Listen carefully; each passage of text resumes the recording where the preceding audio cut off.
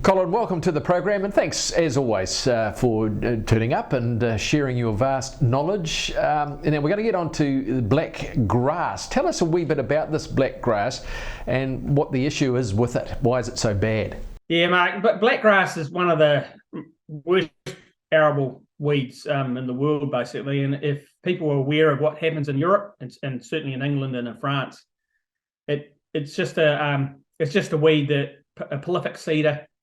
And it just potentially takes over the crops. So, yeah, it's just a terrible thing. It's actually cropped up here in New Zealand actually as we speak. We're dealing with a biosecurity incursion, and that flows back to a year ago when it cropped up in a seed crop that was for flax seed to head off back. It was a multiplication crop to head back to Europe, and it came in some seed from France, and it showed up in the crop, and then we dealt with that. There was four farmers involved.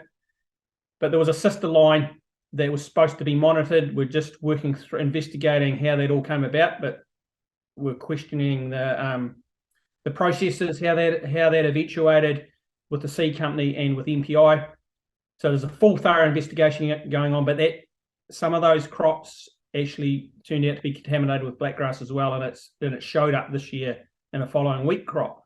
In Europe, it sort of takes over the whole crop. Is that right? It's really, really virulent. There are chemicals to control it, but like all weeds, if you continue to use chemicals, they get resistant to the sprays.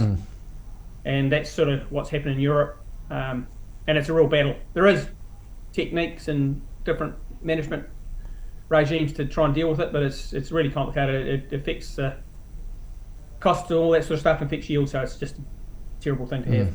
Can you grub it out? I mean, is it simple as that? No, or do you have to, you've really got to douse it? Well, you can rogue them out, like all weeds, but it's just a manpower thing. We just can't afford to let it go, mate. So the situation at the moment, we're having to destroy these crops. So we're working with a grower at the moment. We're looking to burn a wheat crop as we speak. That's due to happen in the next couple of days.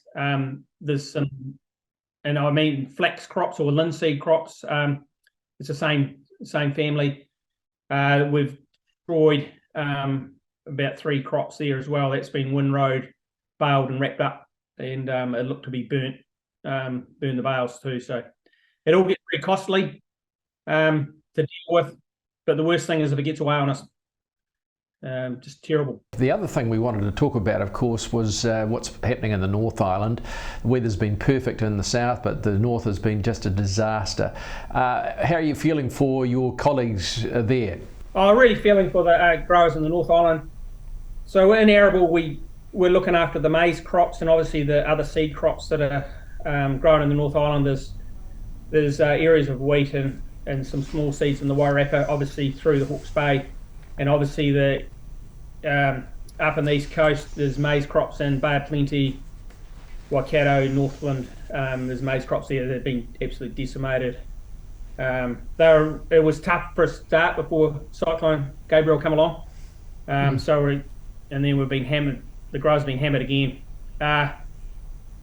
It's tough, I know, and I'd like to get the message out there, Mark, that we're getting to people to try and understand their issues. We'll make representation to government to see how they can assist, because the crops this year are a whole lot more expensive to grow than previous years. The fertiliser's up, the seeds up.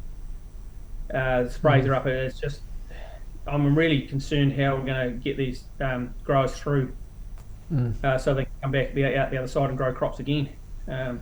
So we're working hard with government on trying to work out how we can sort that out. The other thing that we're pushing for, Mark, is seed growers in Canterbury have had a really good harvest and the yields are really good. So this is like grass seed and those types of things. So we're looking to see how we can assist with donations. So we're about to launch that any day now. So we're reaching out to growers to whether they can donate seed or offer up a concessionary price, or we're just trying to work on how that might work, and we're trying to work in with some of the retailers